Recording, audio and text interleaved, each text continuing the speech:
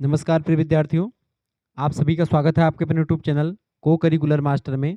आज की वीडियो के माध्यम से हम चर्चा करेंगे हिंदी अनुवाद के बारे में।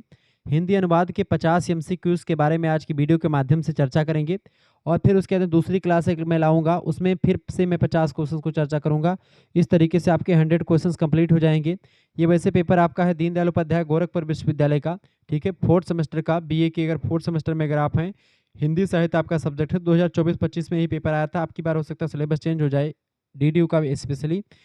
लेकिन आपको बता दूं कि मैं जो अदर विश्वविद्यालय से सिद्धार्थ सुंदरी कपिलवस्तु, राम मनोहर लोहिया विश्वविद्यालय, वीर बहादुर सिंह पूर्वांचल, महात्मा गांधी काशी विद्यापीठ, जननायक चंद्रशेखर बलिया विश्वविद्यालय, ठीक है, MG Pairu Bareilly, Rohilkhand, Maa Shakumbhari Saharanpur, Raja Mahendra Pratap Singh state university, doctor Bhimrao Ambedkar Agra विश्वविद्यालय, बुंदेलखंड यूनिवर्सिटी झांसी, महाराजा सोहेलदेव आजमगढ़ विश्वविद्यालय, ठीक है, जननायक चंद्रशेखर बलिया विश्वविद्यालय, ठीक है। ये सारे विश्वविद्यालय प्रोफेसर जो है सभी हिंदी अनुवाद ही पूछते हैं।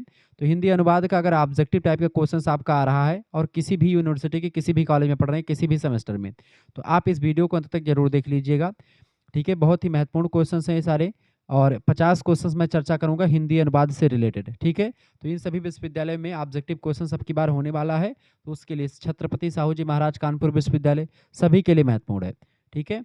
प्रश्न है, वैदिक युग में अनुवाद को कहा जाता था। वैदिक युग में अनुवाद को पुनः कथन के नाम से जानते थे। क्या कहते थे? पुनः कथन, ठीक है। संस्कृत वाङ्मय और वैदिक परंपरा में अनुवाद शब्द का प्रयोग किसी के द्वारा कही गई बात को दोहराने या फिर से कहने की अर्थ के रूप में इसका प्रयोग करते थे अनुवाद का। दूसरा क्वेश्चन आप देखेंगे, प्रश्न है, निम्नलिखित में से अनुवाद के लिए महत्वपूर्ण है। अनुवाद के लिए महत्वपूर्ण क्या है? देखिए 2026, 27, 28, 29 के लिए बहुत ही महत्वपूर्ण होगा हिंदी अनुवाद के पेपर के लिए। निम्नलिखित में से अनुवाद के लिए महत्वपूर्ण है, ज्ञान का प्रसार, भाषा की शक्ति में संवर्धन, ठीक है, राष्ट्रों के मध्य सद्भाव में वृद्धि। करेक्ट आंसर क्या हो जाएगा? अनुवाद के लिए महत्वपूर्ण ये तीनों होते हैं। ऑप्शन नंबर डी लगा देंगे, उपरोक्त सभी इसका राइट आंसर होगा। तीसरा क्वेश्चन आप देखेंगे, अच्छे अनुवादक का गुण है। अच्छे अनुवादक का क्या गुण है? देखें, एक आदर्श अनुवादक जो होता है वो व्याकरण का ज्ञान रखता है, अनुवाद विधा का पूरा ज्ञान भी रखता है और लोकोत्तर मेधा और आनंद कौशल भी उसमें रहता है। कहने का मतलब ये है कि वो रचनात्मक प्रतिभा और साथ साथ अभिव्यक्ति कौशल में एकदम से निपुण होता है। करेक्ट आंसर क्या हो जाएगा? डी ऑप्शन, उपरोक्त सभी इसका राइट आंसर हो जाएगा। ऐसे तमाम क्वेश्चंस आपसे पूछे जाएंगे, आपको कहीं पर भटकना नहीं है। बीए करिकुलर चैनल है आपका दूसरा को करिकुलर मास्टर ये चैनल, जिस पर आप वीडियो देख पा रहे हैं, और शुक्ला स्टडी पॉइंट पर आपने बहुत सारी वीडियोस देखी होगी हिंदी अनुवाद की। अगला क्वेश्चन, एक भाषा की पाठ्य सामग्री को दूसरी भाषा के समानार्थक पाठ्य सामग्री में प्रतिस्थापित करना ही अनुवाद कहलाता है। यह कथन किस विद्वान का है? ये कहा था प्रसिद्ध भाषाविद हैं जेसी कैटफोर्ड, ठीक है। उन्होंने अनुवाद को भाषाई प्रतिस्थापन यानी रिप्लेसमेंट की प्रक्रिया के रूप में परिभाषित किया और कहा कि एक भाषा की पाठ्य सामग्री को दूसरी भाषा के समान अर्थक पाठ्य सामग्री में प्रतिस्थापित करना ही अनुवाद होता है। कैटफोर्ड, ऑप्शन नंबर इसका ए करेक्ट आंसर हो जाएगा, बिल्कुल राइट आंसर चौथे का ए ऑप्शन।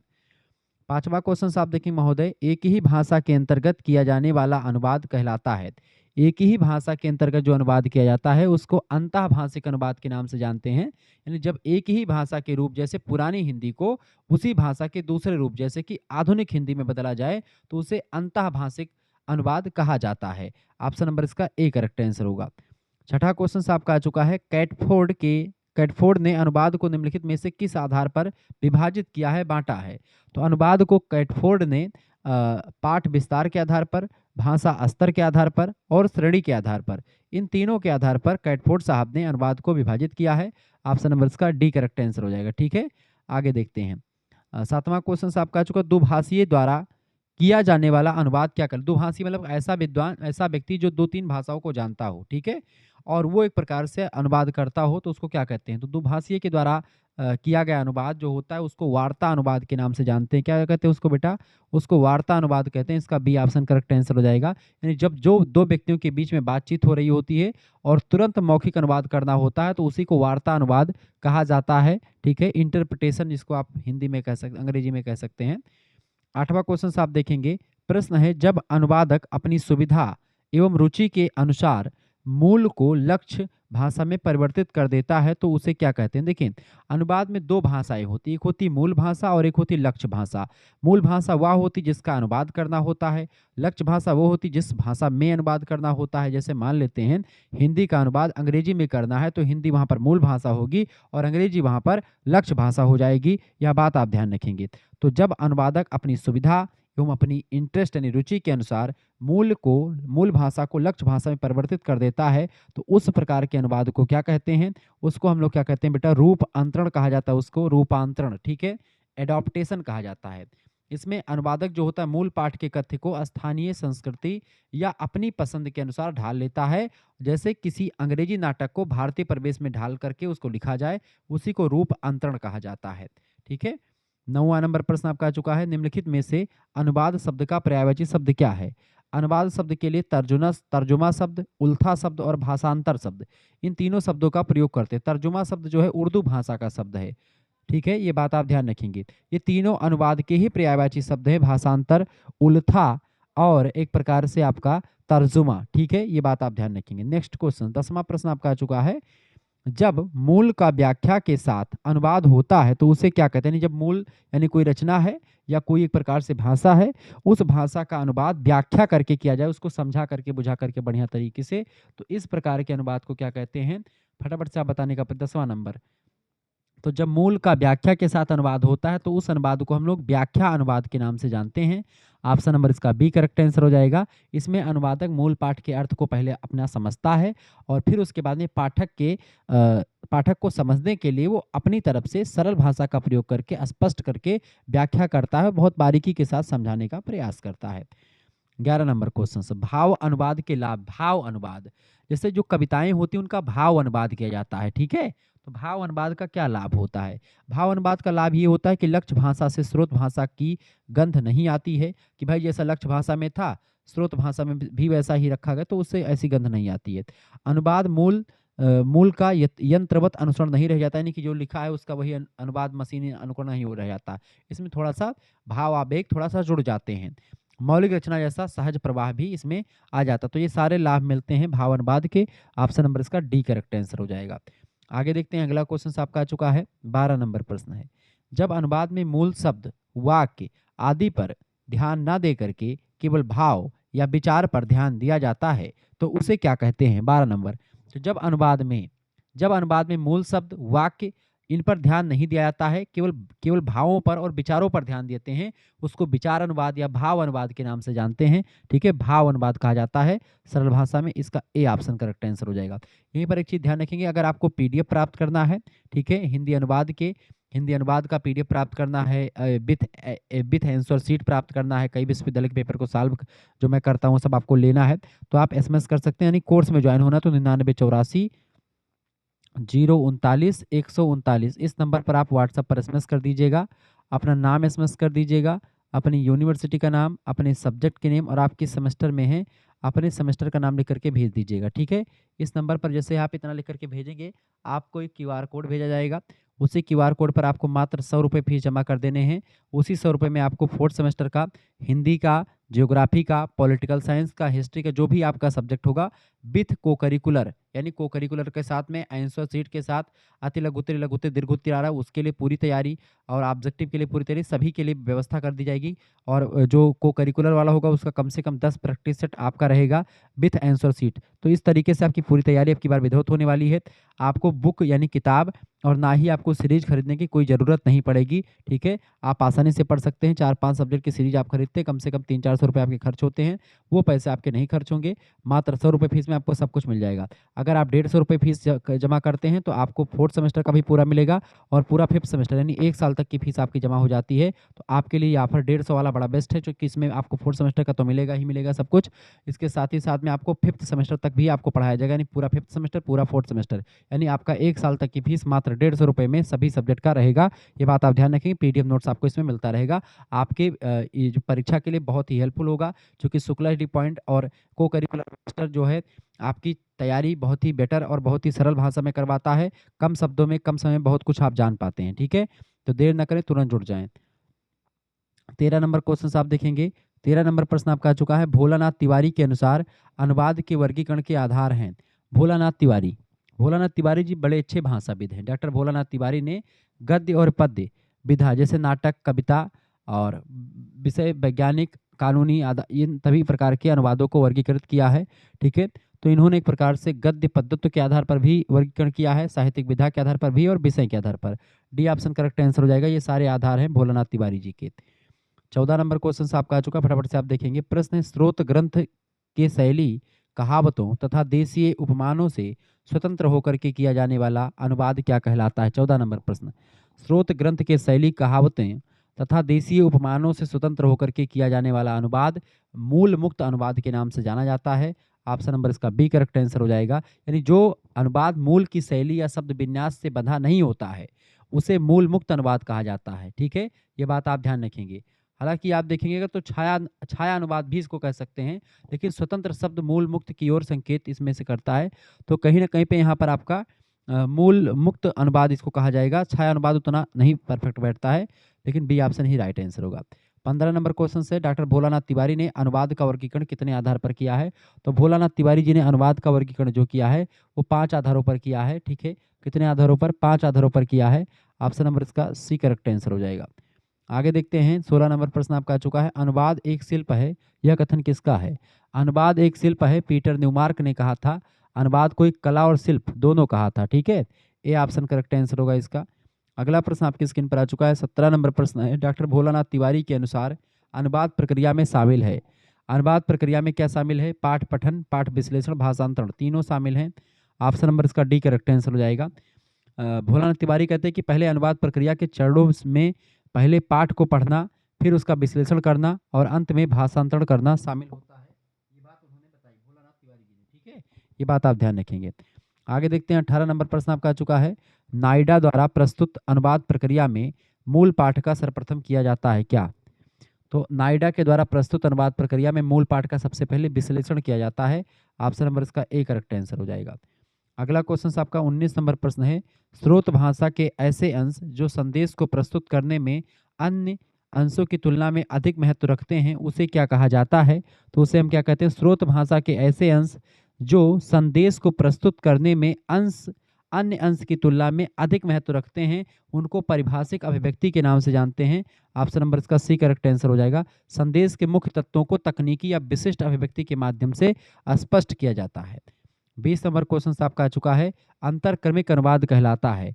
अंतरक्रमिक अनुवाद जो होता है शब्द प्रतिशब्द अनुवाद को अंतरक्रमिक अनुवाद के नाम से जानते हैं। ऑप्शन नंबर इसका बी करेक्ट आंसर हो जाएगा। ठीक है, ये बात आप ध्यान रखेंगे। आगे देखते हैं अगला प्रश्न, 21 नंबर क्वेश्चन से, न्यूमार्क द्वारा प्रस्तावित अनुवाद प्रक्रिया में शामिल है। 21 नंबर बताएंगे फटाफट से। न्यूमार्क के द्वारा प्रस्तावित अनुवाद प्रक्रिया में शामिल है अर्थबोधन और लक्ष्य भाषा में अभिव्यक्तिकरण, दोनों शामिल है। इसका बी ऑप्शन करेक्ट आंसर हो जाएगा। ठीक है, न्यूमार्क को ने अर्थ को समझने और उसे दूसरी भाषा में सही ढंग से अभिव्यक्त करने पर जोर दिया। ऑप्शन नंबर इसका बी करेक्ट आंसर होगा। ठीक है, अगला 22 नंबर क्वेश्चन से, आचार्य रामचंद्र शुक्ल ने लाइट ऑफ एशिया का अनुवाद किस नाम से किया था? तो आचार्य रामचंद्र शुक्ल जी ने लाइट ऑफ एशिया का अनुवाद बुद्ध चरित के नाम से किया। ऑप्शन नंबर इसका डी राइट आंसर होगा। 23 नंबर प्रश्न है, गोल्ड स्मिथ के द ट्रेवलर का हिंदी में श्रांत पथिक नाम से अनुवाद किया गया, किसके द्वारा? तो गोल्ड स्मिथ के द ट्रेवलर का हिंदी में अनुवाद जो किया गया शांत पथिक नाम से, वो श्रीधर पाठक जी ने किया है। ऑप्शन नंबर इसका बी करेक्ट आंसर हो जाएगा। ठीक है, आधुनिक हिंदी खड़ी बोली के कवि श्रीधर पाठक जी ने गोल्ड स्मिथ की रचना, उनकी कई रचनाओं का बहुत ही सुंदर अनुवाद किया है। गोल्ड स्मिथ की रचनाओं का किसने? श्रीधर पाठक साहब ने। अगला क्वेश्चन आपका आ चुका 24 नंबर प्रश्न है, जिस भाषा में अनुवाद किया जाता है वह भाषा कहलाती है। तो जिस भाषा में अनुवाद किया जाता है उसको लक्ष्य भाषा, और जिस भाषा का अनुवाद किया जाता है तो स्रोत भाषा। जिस भाषा में अनुवाद होता है तो लक्ष्य भाषा। ठीक है, ध्यान रखेंगे इस चीज़ों को। 25 नंबर क्वेश्चन आपका आ चुका है, परिभाषिक शब्दावली की विशेषता है। परिभाषिक शब्दावली का जो अर्थ होता है वो सुनिश्चित होता है, यानी परिभाषिक शब्द का अर्थ सुनिश्चित होता है। बिल्कुल करेक्ट आंसर हो जाएगा। यहाँ पर गलत इसलिए होगा क्योंकि परिभाषिक शब्द का अर्थ सुनिश्चित नहीं होता, उपयुक्त व्यवहार विषय व्यक्ति के लिए होता नहीं। ठीक है, तो करेक्ट आंसर ए ऑप्शन होगा इसका। आगे देखेंगे 26 नंबर क्वेश्चन आपका आ चुका है, सार अनुवाद की प्रकृति। सारा अनुवाद की प्रकृति जो होती है वो संक्षिप्त होती है। इसमें सार को गह दिए और थोथा दिए उड़ाए। ठीक है, जिसको आप कह सकते हैं गिस्ट ट्रांसलेशन, सार अनुवाद। इसका अर्थ ही मूल पाठ के मुख्य बिंदुओं को संक्षिप्त रूप में प्रस्तुत करना होता है, इसीलिए इसकी प्रकृति जो होती है संक्षिप्त होती है। 27 नंबर क्वेश्चन से प्रिंसिपल्स ऑफ ट्रांसलेशन पुस्तक किसने लिखी है? अलेक्जेंडर फ्रेजर जो है टाइटलर की ये पुस्तक है। अलेक्जेंडर फ्रेजर टाइटलर की पुस्तक है प्रिंसिपल्स ऑफ ट्रांसलेशन। 1791 ईस्वी में, ठीक है, essay on the principles of translation नामक प्रसिद्ध पुस्तक जो है लिखी थी अलेक्जेंडर फ्रेजर टाइटलर ने। ठीक है, अनुवाद सिद्धांत की बुनियादी पुस्तक मानी जाती है ये। 28 नंबर क्वेश्चन से रिक्त स्थानों की पूर्ति करें। प्रश्न है आपका, अनुवाद को मूल भाषा एवं किसका पूर्ण ज्ञान होना चाहिए? तो अनुवादक को मूल भाषा और लक्ष्य भाषा दोनों का बढ़िया ज्ञान होना चाहिए। ऑप्शन नंबर इसका बी करेक्ट आंसर होगा। यानी जिस भाषा का अनुवाद करना है वो तो मूल भाषा हो गई, जिस भाषा में अनुवाद करना है वो लक्ष्य भाषा हो गई। तो मूल भाषा और लक्ष्य भाषा का उसको जो है ज्ञान अच्छे तरीके से होना चाहिए, समान अधिकार होना चाहिए दोनों भाषाओं पे, तभी वह अनुवाद कर पाएगा।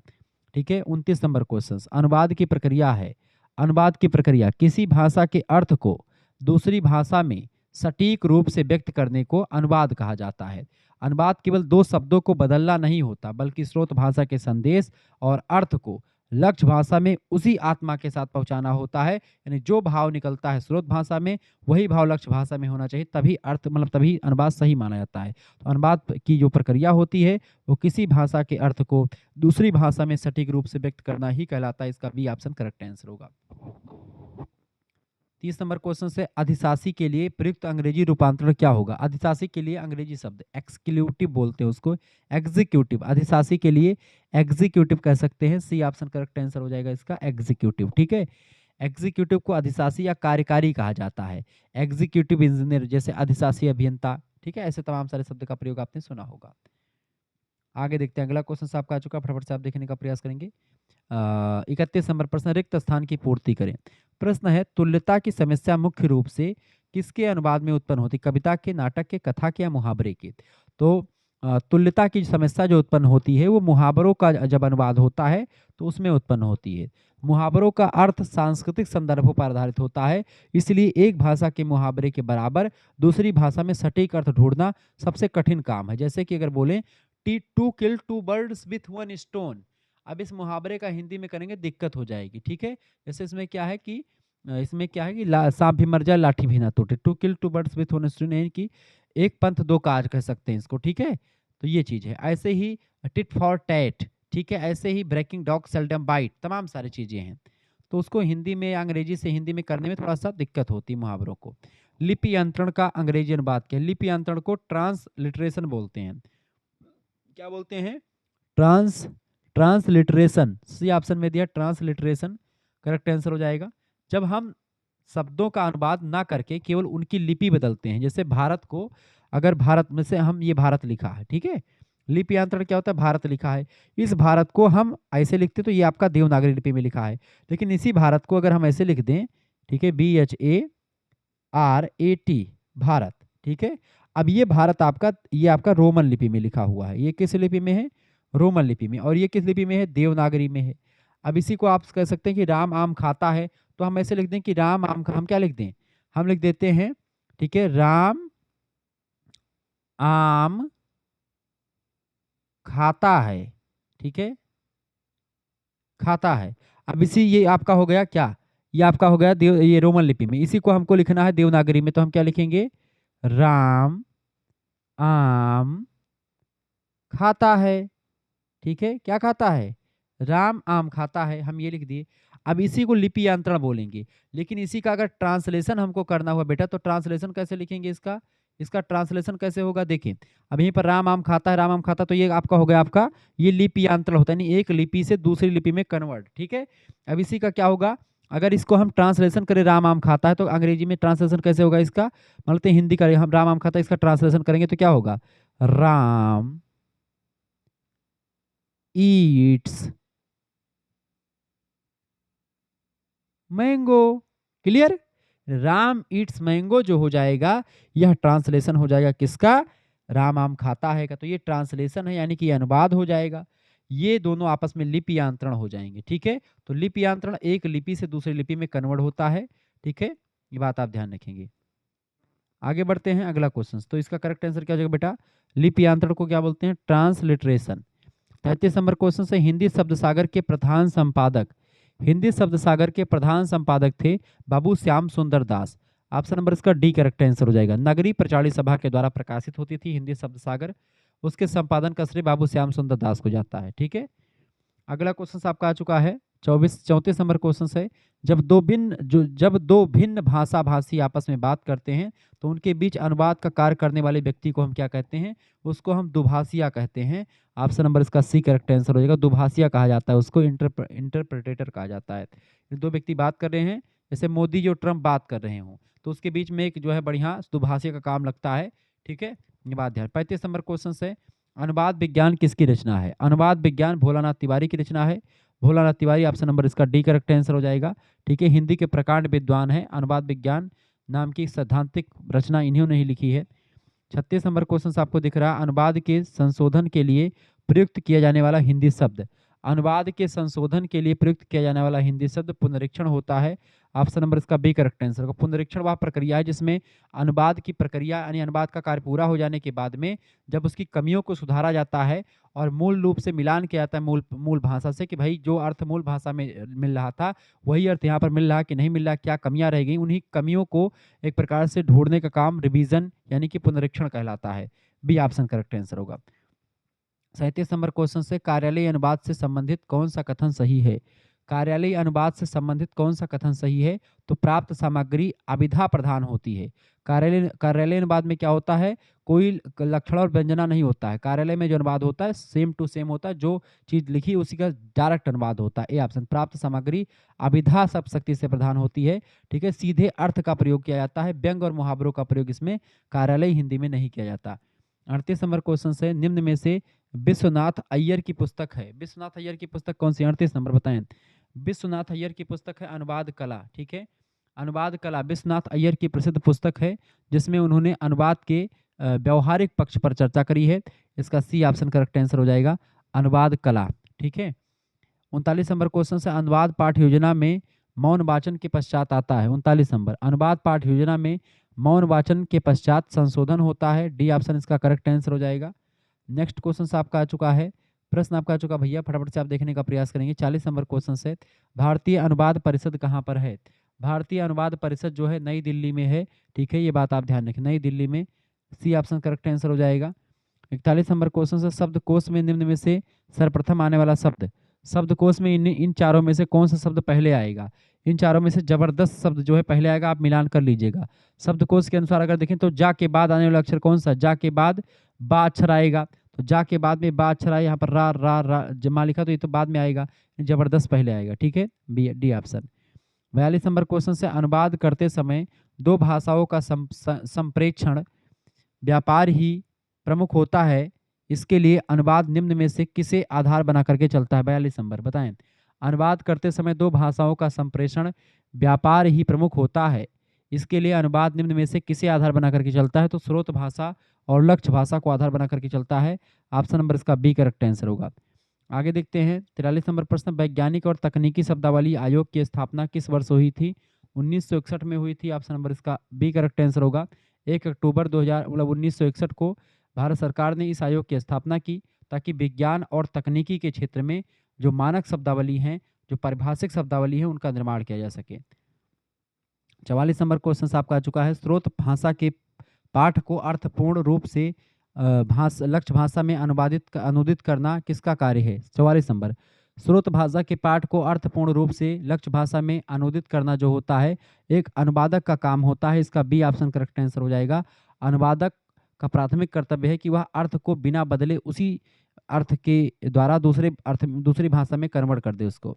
45 नंबर क्वेश्चन से, विचारों को एक भाषा से दूसरी भाषा में रूपांतरित करना अनुवाद होता है, यह कथन किसका है? बताएंगे।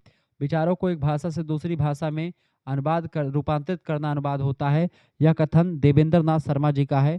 इसका सी ऑप्शन करेक्ट आंसर हो जाएगा। ठीक है, देवेंद्र नाथ शर्मा। ठीक है, आगे देखते हैं अगला क्वेश्चन।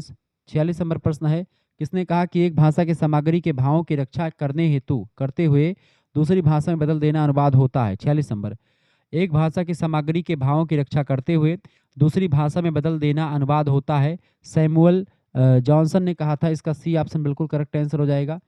47 नंबर क्वेश्चन आपका आ चुका है, प्रोबेशन के लिए हिंदी शब्द कौन सा सही है? प्रोबेशन के लिए परिवीक्षा शब्द का प्रयोग करते हैं, परिवीक्षा। Option number B correct answer होगा।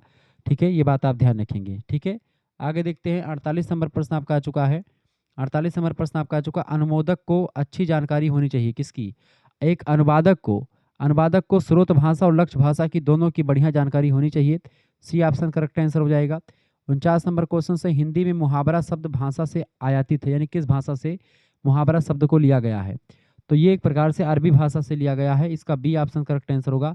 मुहावरा शब्द मूल रूप से अरबी भाषा का शब्द है, जिसका मतलब होता है अभ्यास या बातचीत। ठीक है, अगला क्वेश्चन आपका आ चुका है 50 नंबर, मूल पाठ और एकाधिक अनुवादों को किसमें आधार बनाया जाता है? 50 नंबर, मूल पाठ और एकाधिक अनुवादों को किसमें आधार बनाया जाता है? तो तुलनात्मक परीक्षा में आधार बनाया जाता है, इसका सी ऑप्शन करेक्ट आंसर हो जाएगा, तुलनात्मक समीक्षा में। इस तरीके से आपने 50 एमसीक्यूज को देख लिया है। विस्तार से हम आगे चर्चा करते रहेंगे और भी चीज़ों को जानने का प्रयास करेंगे।